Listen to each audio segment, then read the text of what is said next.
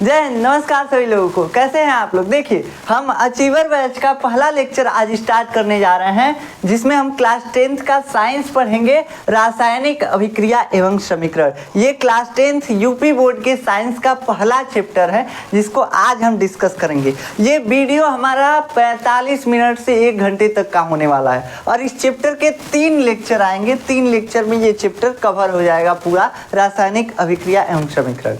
ये चैप्टर जो है हमारे क्लास 10th के साइंस की केमिस्ट्री से है। केमिस्ट्री का मतलब क्या होता है? केमिस्ट्री मतलब होता है रासायनिक विज्ञान, और एक होता है भौतिक विज्ञान, और एक होता है जीव विज्ञान। विज्ञान 3 तरह के होते हैं, रसायन विज्ञान, भौतिक विज्ञान और जीव विज्ञान, या जीव विज्ञान जिसमें जंतु विज्ञान और वनस्पति विज्ञान दोनों आता है। तो उसके बारे में आप क्लास 11th में पढ़ेंगे। पहले समझिए कि विज्ञान 3 तरह का, केमिस्ट्री, फिजिक्स और बायोलॉजी। केमिस्ट्री क्या होता है? तो केमिस्ट्री जिसमें हम किसी पदार्थ के बारे में पढ़ते हैं कि किससे बना हुआ है कोई पदार्थ, उसके बारे में अगर पढ़ेंगे तो उसको कहेंगे कि ये हम केमिस्ट्री पढ़ रहे हैं। जैसे पढ़ रहे हैं ना कि सब्जी कौन सी मिला के बना हुआ है, तो मान लीजिए आलू का सब्जी है तो आलू रहेगा, तेल रहेगा, उसके बाद हल्दी रहेगा, मसाला रहेगा, मिर्च रहेगा, क्या होता है, जीरा, अजवाइन सब होता है, उसमें उसका मसाला होगा। मतलब इसके बारे में पढ़े कि सब्जी किससे बना हुआ है, तो क्या होता है, वो होता है केमिस्ट्री। मतलब कि किसी पदार्थ के बारे में पढ़ेंगे किससे बना हुआ है, तो हो जाएगा केमिस्ट्री। उसके बाद किसी एनर्जी के बारे में पढ़ेंगे, ऊर्जा के बारे में पढ़ेंगे, तो ऊर्जा जो आता है, कुछ ऊर्जाएं जो होती हैं वो आते हैं केमिस्ट्री में। तो केमिस्ट्री में 2 चीज़ों के बारे में मेनली अध्ययन किया जाता है रसायन विज्ञान में, कि कोई पदार्थ किससे बना हुआ है और किसी पदार्थ के ऊर्जा के बारे में हम अध्ययन करते हैं, एनर्जी के बारे में अध्ययन करते हैं। उसके बाद दूसरा नंबर आता है फिजिक्स का। फिजिक्स में हम किसका अध्ययन करते हैं? तो फिजिक्स जब भी हम किसी नेचुरल फिनोमिना को समझेंगे। नेचुरल फिनोमिना मतलब कि मान लीजिए ये मार्कर है, हम कह रहे हैं मार्कर छोड़ेंगे तो नीचे जाएगा, अभी क्यों नीचे गया इसके बारे में पढ़े, तब कहेंगे कि फिजिक्स के बारे में पढ़ रहे हैं हम। जो अपने आसपास जो भी घटनाएं हो रही हैं उसका अध्ययन कर रहे हैं, उसके बारे में स्टडी कर रहे हैं, तो हम कहेंगे फिजिक्स पढ़ रहे हैं, यानी भौतिक विज्ञान पढ़ रहे हैं। जो हम देख रहे हैं, फिजिकली जो देख पा रहे हैं वो कैसे हो रहा है, इसके बारे में पढ़ रहे हैं, तो फिजिक्स। जैसे ये मार्कर गिरा, क्यों गिरा, इसके बारे में पढ़ रहे हैं, गुरुत्वाकर्षण फिजिक्स है। समझ में आया? तो ये सारी चीज़ें फिजिक्स में आती हैं। और जीव विज्ञान, ऐसे ही समझ में आ रहा है कि जीवों के बारे में अध्ययन किया जाएगा इसमें। जीव विज्ञान में क्या, पेड़ पौधों के बारे में, जंतुओं के बारे में, मनुष्य के बारे में, कीड़ा मकोड़ा सब आ जाएंगे। जितने भी जीव हैं सबके बारे में, जिसके बारे में अध्ययन करेंगे, जिसके बारे में पढ़ेंगे, क्या हो जाएगा, जीव विज्ञान। तो आज हम क्या पढ़ेंगे? आज हम केमिस्ट्री से चालू करने वाले हैं, यानी कि पदार्थों के बारे में अध्ययन करेंगे। पदार्थों के बारे में अध्ययन करेंगे, जिसमें हमारा पहला चैप्टर है रासायनिक अभिक्रिया एवं समीकरण, यानी कि केमिकल रिएक्शन एंड इक्वेशन। देखिए, अभिक्रिया पहले क्या होता है, पहले चैप्टर के नाम में घुस जाते हैं। चैप्टर का नाम क्या कहता है, अभिक्रिया क्या होता है? तो अभिक्रिया बाबू कुछ भी नहीं है। अभिक्रिया का मतलब होता है बदलाव। कोई चीज बदल गया, परिवर्तित हो गया, उसको हम क्या बोलेंगे, अभिक्रिया हो गया। क्या हो गया बाबू, अभिक्रिया हो गया।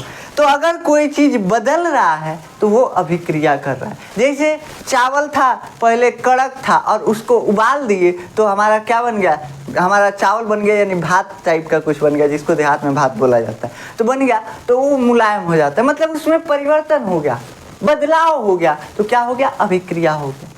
समझ में आया? तो अभिक्रिया कुछ भी नहीं है, बदलाव ही अभिक्रिया है। मान लीजिए मार्कर है, इसको हम तोड़ दिए तो क्या है, अभिक्रिया हो गया। मार्कर का कैप निकाल दिए, अभिक्रिया है।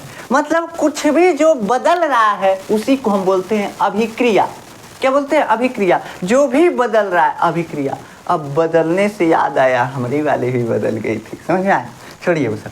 देखिए, तो बदलाव ही क्या है, अभिक्रिया है। बदलाव या परिवर्तन ही अभिक्रिया कहलाता है। किसी चीज में कुछ भी बदलाव आ जाएगा, अभिक्रिया हो जाएगा। सिंपल सा इसका मीनिंग है अभिक्रिया का, रिएक्शन का। इसके बाद आता है कि अभिक्रिया जो होता है, हम देखते हैं हमारे नेचर में अभिक्रिया 2 तरह का देखने को हमको मिलता है। कितने तरह का, 2 तरह का अभिक्रिया हमारे प्रकृति में होता है। एक होता है भौतिक अभिक्रिया, जिसको हम भौतिक परिवर्तन भी बोलते हैं, और एक होता है रासायनिक अभिक्रिया, जिसको हम रासायनिक परिवर्तन भी बोल देते हैं। अब क्लास 9th में ये सब पढ़ चुके हैं, अब याद आ रहा होगा, हाँ पढ़े थे, समझ में आया? तो यही है भौतिक अभिक्रिया और रासायनिक अभिक्रिया, कुछ भी नहीं है। भौतिक परिवर्तन ही भौतिक अभिक्रिया है और रासायनिक परिवर्तन ही रासायनिक अभिक्रिया है। ठीक, तो इसमें कंफ्यूज नहीं होना है। देखिए, अभिक्रिया का मतलब हो गया बदलाव, कोई भी चीज बदल गया अभिक्रिया हो गया। अब अभिक्रिया दो तरह का, भौतिक अभिक्रिया, रासायनिक अभिक्रिया। भौतिक अभिक्रिया क्या होता है या भौतिक परिवर्तन क्या होता है? तो भौतिक परिवर्तन या भौतिक अभिक्रिया जब ऐसी अभिक्रिया जिसमें पदार्थ का रंग रूप बदल जाता है, भौतिक अवस्था बदल जाता है, मतलब कि देखने वाला अवस्था। जैसे ये मार्कर का हम कैप निकाल रहे हैं, ये प्लास्टिक का बना है। मार्कर किसका बना है? प्लास्टिक का बना है। इसका कैप निकाले तो ये लोहा का हो गया? नहीं, अभी भी प्लास्टिक का है। मतलब कि इसके भौतिक अवस्था में परिवर्तन आया, इसके गुणधर्म में, इसके पदार्थ में परिवर्तन नहीं आया। समझ में आया? मतलब इसके अंदर परिवर्तन नहीं आया, इसके ऊपर ऊपर देखने में परिवर्तन हमको लग रहा है, तो हम कहेंगे ये भौतिक अभिक्रिया हो रहा है, यानी कि फिजिकल रिएक्शन हो रहा है। समझ में आया? जैसे गुब्बारा फुला दिए, गुब्बारा फुला रहे हैं तो गुब्बारा फूल जाएगा, पचक जाएगा। उसके गुब्बारा रबड़ का बना हुआ था, ऐसा तो नहीं था कि फुला दिए तो उसके बाद प्लास्टिक का हो गया, नहीं ना। मतलब कि वो बदला नहीं, बस वो देखने में बदल गया, कि देखने में उसका शेप पहले छोटा था अब बड़ा हो गया, बस इतना ही। तो भौतिक परिवर्तन उन परिवर्तनों को हम बोलते हैं जिसमें कि बस केवल पदार्थ का भौतिक अवस्था बदलता है। भौतिक अवस्था में क्या क्या आता है? तो भौतिक अवस्था में यहाँ पे लिखा हुआ है भौतिक अवस्था, जैसे ताप, दाब, रंग, आकार आदि। अब ताप बदलने वाला देखिए पानी है, पानी है, पानी को गर्म किए क्या बन जाएगा? भाप बन जाएगा, वाष्प जिसको बोलते हैं। पानी को गर्म किए बाबू, वाष्प बन जाएगा। इसके बाद पानी को ठंडा किए तो क्या बन जाएगा? पानी को ठंडा किए तो क्या बन जाएगा? बर्फ बन जाएगा। तो ताप में परिवर्तन कर रहे हैं, देख रहे हैं, इसका अवस्था भी चेंज हो रहा है, तो बर्फ बन जाएगा, बर्फ बन जाएगा। तो अगर पानी को गर्म करते हैं तो वाष्प, ठंडा करते हैं तो बर्फ। अब फिर वाष्प को ठंडा कर देंगे, क्या बन जाएगा? पानी। अब फिर बर्फ को गर्म कर देंगे, क्या बन जाएगा? पानी, है कि नहीं? बर्फ ले जाके गैस चूल्हा पर रख दीजिए, पानी बन जाएगा कि नहीं? और पानी खौला दीजिए, भाप बन जाएगा। भाप को ठंडा कर दीजिए, पानी बन जाएगा। ठीक, तो देख रहे हैं ताप में परिवर्तन हो रहा है, लेकिन पानी तो अभी भी यहाँ पे बर्फ बना है तभी भी H2O ही है। पानी का सूत्र तो याद है ना? तो बर्फ बना है तभी भी H2O ही है, पानी है तभी भी H2O है, और वाष्प है तभी भी H2O है। बस इसका अवस्था चेंज हुआ है। इसमें ये किस अवस्था में है? सॉलिड स्टेट में है। इसमें ये लिक्विड स्टेट में है, और इसमें ये गैसियस स्टेट में है, यानी कि वाष्प अवस्था में। तो मतलब इसका ताप अलग अलग करने से बस इसके अवस्था में परिवर्तन हुआ। तो जब भौतिक अवस्था में जब बस परिवर्तन होता है, देखने में जब बस परिवर्तन होता है, तो उसको हम बोलते हैं ये भौतिक अभिक्रिया हो गया या भौतिक परिवर्तन। तो आशा है कि भौतिक परिवर्तन आपको समझ में आया होगा। ठीक, भौतिक परिवर्तन, तो जब किसी पदार्थ की भौतिक अवस्था जैसे ताप, दाब, रंग, आकार आदि में परिवर्तन आता है तो उसे भौतिक परिवर्तन या भौतिक अभिक्रिया कहते हैं। इसमें क्या क्या आ सकता है? गुब्बारे का फूलना, मोम का पिघलना। अब मान लीजिए पहले हम लोग क्या करते थे, छत से मोमबत्ती, दिवाली के बिहान भैला छत से खूब मोमबत्ती उकाच उकाच के देरी में जमा देते थे और उसी को जलाते थे। तो पहले जो छत से उकाचे थे वो भी मोम था, और देरी में पिघला के जमा दिए, वो भी क्या हो गया? मोम ही है। मतलब कि उसका भौतिक अवस्था बस बदला, पिघला के उसको फिर से जमा दिए, भौतिक अवस्था ही बदला था। पहले मोम था, अभी भी मोम है, वो और कोई पदार्थ में नहीं बदला, तो वो क्या है? भौतिक अवस्था है। समझ में आया? भौतिक परिवर्तन है। ठीक, तो ऐसे गुब्बारे का फूलना, मोम का पिघलना, ये सारी चीजें भौतिक परिवर्तन है। रासायनिक अभिक्रिया क्या होता है? यानी कि केमिकल रिएक्शन क्या होता है? मतलब जब कोई अंदर से बदल जाए, जैसे आपका दोस्त है ना, दोस्त में भौतिक परिवर्तन होता है, मतलब ऊपर ऊपर खिसियाल रहता है। अगर गुस्साएगा आपका दोस्त, ऊपर ऊपर खिसिया गया, अरे जाओ हम तुमसे नहीं बोलेंगे, बहुत तुम बड़का बनते हो। लेकिन जब रासायनिक परिवर्तन होगा ना, आदमी अंदर से बदल जाता है। जब आदमी अंदर से बदल गया तो क्या हो गया? रासायनिक परिवर्तन, यानी कि केमिकल रिएक्शन। समझ में आया? बदल गई थी अंदर से, वो है रासायनिक अभिक्रिया, यानी कि केमिकल रिएक्शन।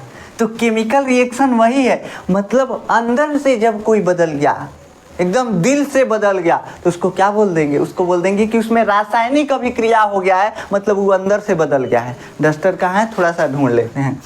तो देखिए, रासायनिक अभिक्रिया का मतलब जब किसी पदार्थ में ही परिवर्तन आ जाए, वह प्रक्रिया जिसमें नए गुणधर्म के साथ नए पदार्थ बनते हैं, जिसमें नए गुणधर्म के साथ नए पदार्थ बनते हैं, रासायनिक अभिक्रिया कहलाता है। अब जैसे क्या था, मान लीजिए कोई कागज था, कागज, हम इसको क्या कर रहे थे, पहले फोल्ड कर पा रहे थे, इस पे लिख पा रहे थे, इसको क्या कर पा रहे थे, इसे कापी ओपी में रख पा रहे थे, मतलब फोल्ड कर पा रहे थे। तो कागज का गुण क्या था कि फोल्डेबल था, इस पे लिखा जा सकता था। लेकिन अब इसी कागज में आग लगा दिए, इसी कागज में आग लगा दिए, कागज जल गया, कागज जल के बन गया राख। अब इस राख पे लिख सकते हैं? नहीं लिख सकते हैं। इस राख को मोड़ सकते हैं, इधर उधर तोड़ मरोड़ सकते हैं, जैसे कागज मोड़ लेते थे? नहीं मोड़ सकते हैं।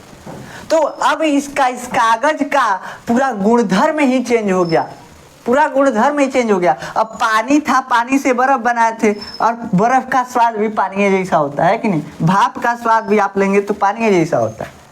समझ में आया? तो यहाँ पे क्या हो रहा है, यहाँ पे कागज जल गया तो इसका गुणधर्म चेंज हो गया। कागज पहले मुड़ जाता था, अब जल गया, राख बन गया, अब इसको मोड़ नहीं सकते, पाउडर बन गया, राख पाउडर बन गया। तो गुणधर्म में जब परिवर्तन आ जाता है तो उसको बोलते हैं कि रासायनिक अभिक्रिया हो गया। तो वह प्रक्रिया जिसमें नए गुणधर्म के साथ नए पदार्थ बनते हैं। पहले कागज था, अब राख बन गया। तो जब नए गुणधर्म के साथ नए पदार्थ बनेंगे तो उनको बोलेंगे रासायनिक अभिक्रिया हो रहा है। क्या हो रहा है? रासायनिक अभिक्रिया हो रहा है। ठीक, रासायनिक अभिक्रिया में क्या लिखा हुआ है? कागज का जलना और मोम का जलना। देखिए, हम एग्जाम्पल यहाँ पे जानबूझ के यहाँ पे मोम का पिघलना, यहाँ पे मोम का जलना डाले। जानते हैं क्यों डाले हैं? देखिए, मोम का पिघलना तो भौतिक परिवर्तन है, पिघला के दीदी में जमा दीजिए, खत्म बात। लेकिन जब मोम जलता है बाबू, जब मोम जलता है तो मोम नहीं रह जाता है, फिर कार्बन डाइऑक्साइड और जल बन जाता है। मोम जलेगा तो क्या बनेगा? कार्बन डाइऑक्साइड बनेगा, CO2 बनेगा और जल बनेगा। मतलब कि मोम पिघल करके गैस और लिक्विड में परिवर्तित हो जाता है, गैस और लिक्विड में परिवर्तित हो जाता है। तो बाबू, जब मोम जल रहा है तो रासायनिक परिवर्तन है। ये हरदम पूछता है सवाल, मोम जल रहा है रासायनिक परिवर्तन है, और मोम अगर पिघल रहा है तो भौतिक परिवर्तन है। ठीक, तो मोम का जलना क्या है? रासायनिक परिवर्तन या रासायनिक अभिक्रिया है। कागज का जलना भी रासायनिक अभिक्रिया है। मैग्नीशियम एक धातु होती है जिसको Mg से लिखा जाता है। मैग्नीशियम एक धातु होती है जिसको Mg से लिखा जाता है। वो चमकीला धातु होता है, ये बहुत ज़्यादा रिएक्टिव होता है। इसको जलाने पर एकदम सफ़ेद लौ से जलता है, एकदम जैसे बिल्डिंग मारने वाला राड नहीं जलता है, वैसे ही मैग्नीशियम को जलाने पे एकदम उजाला हो जाता है। लगता है पूरा कहीं से सूरज देवता पृथ्वी पे आ गए हैं, इतना तेज उजाला करता है। तो जब मैग्नीशियम को जलाते हैं तो ऑक्सीजन की उपस्थिति में जलाते हैं तो मैग्नीशियम ऑक्साइड बनता है। समझ में आया? तो मैग्नीशियम, जैसे कुछ भी चीज़ जलाएंगे ना तो जलेगा, वैसे ही मैग्नीशियम जला रहे हैं, जल रहा है तो मैग्नीशियम ऑक्साइड क्या है? राखी है, तो ये राखी बन गया। तो पहले मैग्नीशियम धातु था, धातु मतलब लचीला, तोड़ मोड़ सकते थे उसको, ठीक। और जब इसको जला दिए राखी बन गया, ठीक। तो ये भी क्या है? रासायनिक परिवर्तन है।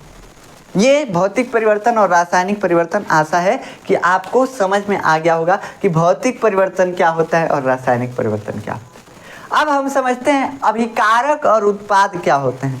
तो बाबू, अभिकारक कुछ भी नहीं है, अभिकारक कुछ भी नहीं है। जो अभिक्रिया में भाग ले रहा है, जो परिवर्तन में भाग ले रहा है, वो क्या है? अभिकारक है, यानी कि रिएक्टेंट है। जैसे हम कागज को जला रहे हैं, कागज क्या क्या मिला के जलेगा? तो बाबू, कागज को जलने के लिए ऑक्सीजन चाहिए और कागज चाहिए। क्या चाहिए? कागज और ऑक्सीजन, कागज और ऑक्सीजन। तो ये कागज और ऑक्सीजन जल रहे हैं सब, तो क्या बन रहा है? राख बन रहा है, राख बन रहा है, ठीक। तो ये जो जिससे मिल करके राख बन रहा है वो क्या है? वो रिएक्टेंट है, यानी कि अभिकारक है। जो अभिक्रिया में भाग ले रहा है, कागज और ऑक्सीजन जल करके राखी बना रहा है, तो ये कागज और ऑक्सीजन ये अभिकारक हो गया। बना क्या है? तो वो उत्पाद हो गया, यानी प्रोडक्ट हो गया। रिएक्ट कौन कर रहा है? रिएक्ट कौन कर रहा है? तो रिएक्टेंट, कौन है? रिएक्टेंट है, मतलब कागज और ऑक्सीजन है। और बना क्या है? ये राख है, यानी कि क्या है? ये प्रोडक्ट है। जैसे हम सब्जी बना रहे हैं, तो सब्जी बनाने के लिए क्या क्या चाहिए? आलू चाहिए, मसाला, हल्दी, सब कुछ ही सब क्या हो गया? रिएक्टेंट हो गया। आलू, मसाला, हल्दी, जितना चीज़, मरचा, जीरा, जवाइन सब डाल दीजिए, सब क्या हो गया? रिएक्टेंट हो गया, यानी अभिकारक हो गया। और जो सब्जी बन के हमको मिला ना, सब्जी बन के हमको मिला ना, ये क्या हो गया? प्रोडक्ट हो गया। सब्जी गलती लिखा है ऐसा, हिंदी हमारा कमजोर है, इसे डगरता है बस। तो सब्जी क्या है? सब्जी उत्पाद है, यानी कि प्रोडक्ट है। तो बाबू, जो अभिक्रिया में भाग ले रहा है, जो अभिक्रिया करने के लिए जो जो चीज़ें चाहिए, वो क्या है? अभिकारक हैं, यानी कि क्या है? रिएक्टेंट है। और जो अभिक्रिया के फलस्वरूप बन रहा है, वो उत्पाद है। जैसे मैग्नीशियम को जलाने के लिए, मैग्नीशियम को जलाने के लिए हमको ऑक्सीजन मिलाना पड़ा। किसी भी चीज़ को जलाने के लिए ऑक्सीजन की आवश्यकता होती है। बिना ऑक्सीजन के कुछ नहीं जलता है। मोमबत्ती जल रहा है, उस पर गिलास से ढक दीजिए मोमबत्ती को, ऑक्सीजन नहीं मिलेगा, इसे बुझ जाएगा। समझ में आया? तो किसी भी चीज़ को जलने के लिए ऑक्सीजन की आवश्यकता होती है। तो मैग्नीशियम को जला रहे हैं, तो मैग्नीशियम और ऑक्सीजन ये अभिकारक हो गए। ये दोनों चीज़ चाहिए तभी मैग्नीशियम जलेगा। और जल करके क्या बनाएगा? उत्पाद। क्या बनाएगा उत्पाद में? मैग्नीशियम ऑक्साइड बनाएगा। क्या बनाएगा? Magnesium oxide, MgO, magnesium oxide. तो ये क्या हो गया? मैग्नीशियम ऑक्साइड उत्पाद हो गया। और जो जलने के लिए चाहिए था मैग्नीशियम और ऑक्सीजन, ये अभिकारक हो गया, यानी रिएक्टेंट हो गया। तो लिखा है अभिकारक वे पदार्थ हैं जो अभिक्रिया में भाग लेते हैं, तथा उत्पाद वे पदार्थ हैं जो अभिक्रिया के फलस्वरूप बनते हैं। तो ये हो गया अभिकारक और उत्पाद। ठीक, आशा है कि समझ में आया होगा। रासायनिक अभिक्रियाओं के अभिलक्षण, ये क्या होता है? हमारा लेक्चर लंबा नहीं होने वाला, ये लास्ट टॉपिक है, इसके बाद लेक्चर खत्म हो जाएगा। रासायनिक अभिक्रियाओं के अभिलक्षण। अभिलक्षण का मतलब कि जब रासायनिक अभिक्रिया हो रही होती है तो हमको कुछ देखने को मिलता है, कुछ घटनाएं देखने को मिलती हैं। समझ में आया? कुछ घटनाएं हमको देखने को मिलती है। जैसे अगर बर्फ़ को पानी में डालेंगे तो उस समय देखेंगे कि धीरे धीरे क्या हो रहा है? बर्फ़ पिघल रहा है, मतलब अभिक्रिया हो रहा है। बर्फ़ पिघल रहा है, पानी में अभिक्रिया हो रहा है। अभिक्रिया का मतलब बदलाव ही ना, तो बर्फ़ पानी में पिघल रहा है, अभिक्रिया हो रहा है। तो उस अभिक्रिया के दौरान आप देखेंगे पानी का टेम्परेचर घटता जाएगा, पानी ठंडा होता जाएगा, ठंडा होता जाएगा।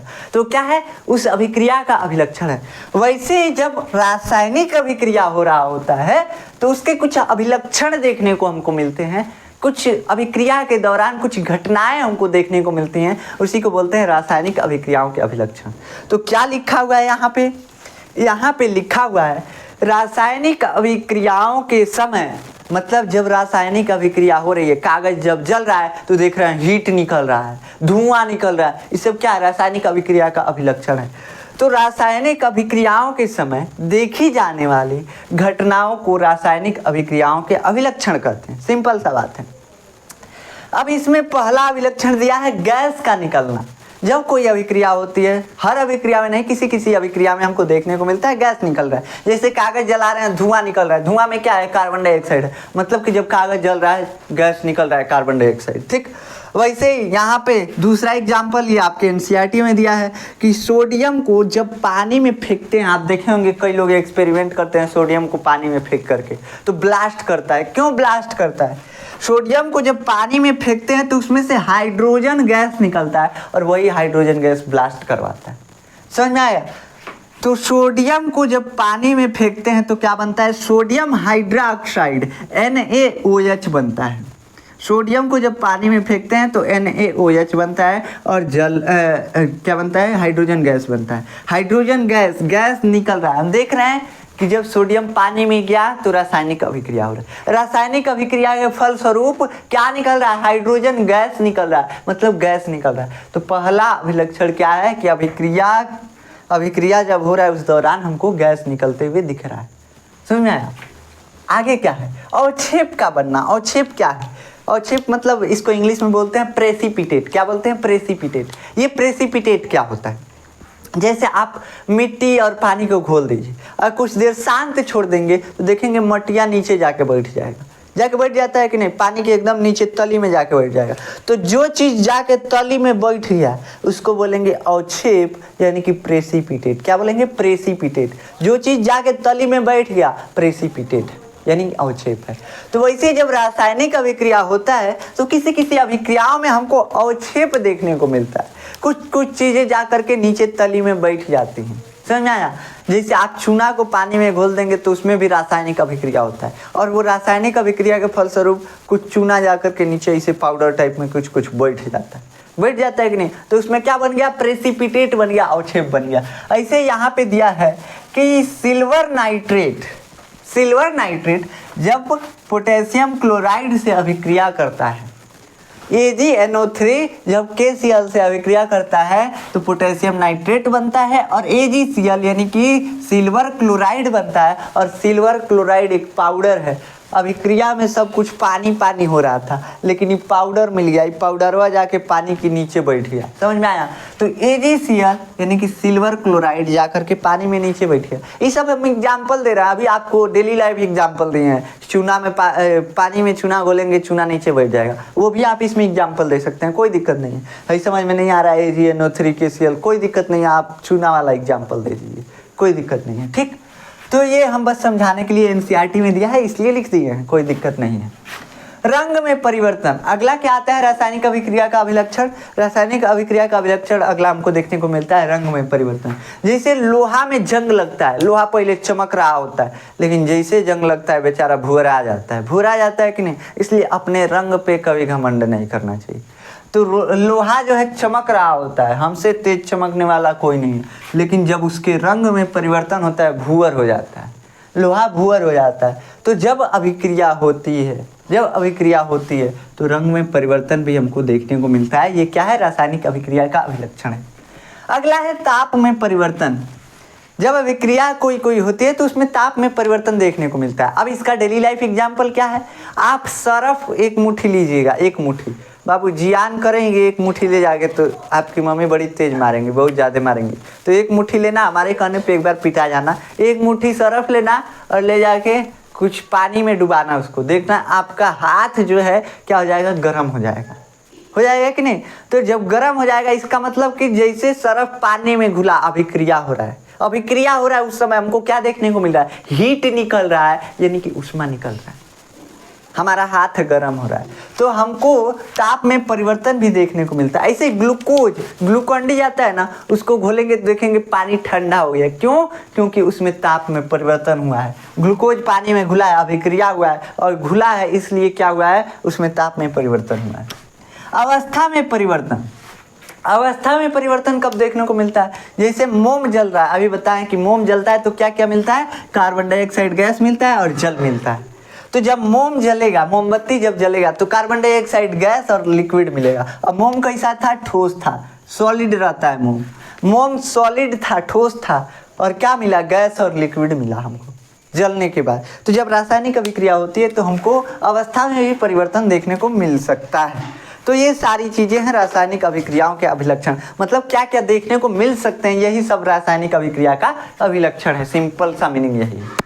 तो आशा है कि आज का लेक्चर आपको समझ में आया होगा। आपको इसका नोट्स चाहिए तो आपको डिस्क्रिप्शन में नोट्स का लिंक मिल जाएगा, बस चैप्टर कंप्लीट होने के बाद मिलेगा। बाबू नोट्स जो है चैप्टर कंप्लीट होने के बाद मिलेगा। आप चाहे तो इसका स्क्रीनशॉट भी ले सकते हैं, सेम नोट्स भी ऐसे ही है, यही नोट्स भी यही है, ठीक। तो आप इसको यहाँ से स्क्रीनशॉट लेकर भी लिख सकते हैं, और चाहें तो आप नोट्स हम डिस्क्रिप्शन में डाल देंगे PDF, वहाँ से क्या कर सकते हैं, नोट्स डाउनलोड कर सकते हैं। या तो हम टेलीग्राम पे डालेंगे या तो व्हाट्सएप चैनल पे डालेंगे, जिस पे भी डालेंगे उसका लिंक हम डाल देंगे आपके डिस्क्रिप्शन बॉक्स में, वहाँ से जाकर के आप नोट्स डाउनलोड कर सकते हैं। हैंड रिटन नोट्स है, प्रॉपर हम खुद ही लिखे हुए हैं, तो उसमें कोई दिक्कत वाली बात नहीं है कि गलत होगा या कुछ इधर उधर, मतलब कि कैसे लिखा होगा, तो आप देख सकते हैं ऐसे ही लिखा होगा, ठीक, हैंड रिटन है।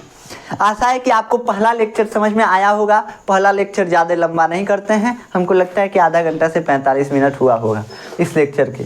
ऐसे ही 2 और लेक्चर लेंगे, ये चैप्टर खलास हो जाएगा, इसमें कुछ भी नहीं बचेगा। उसके बाद मैथ्स पढ़ेंगे, फिर अगला चैप्टर चालू करेंगे, ऐसे करके हम पढ़ लेंगे, सारा साइंस मैथ सब खत्म कर लेंगे। टेंशन नहीं लेना है बाबू, टेंशन कुछ भी नहीं लेना है। बस समझते जाइए, लिखते जाइए, समझते जाइए, लिखते जाइए। 1-2 दिन पे मन करे तो दोहरा लीजिए, मन करे तो नहीं, मतलब अपने मन को मनाइए, थोड़ा सा दोहरा लीजिए, बस इतना ही काम करना है आपको। साइंस और मैथ का हम 98% आपको फिक्स देते हैं, बस इतना काम करेंगे, रोज पढ़ेंगे और दोहरा देंगे 2-4 दिन पे, तो 98% फिक्स देते हैं हम आपको, उसमें कोई कटेगा नहीं नंबर। ठीक, तो आशा है कि आपको ये सारी चीज़ें समझ में आई होंगी। ऐसे ही पढ़ते रहिए, मिलते हैं नेक्स्ट लेक्चर में, तब तक के लिए जय हिंद।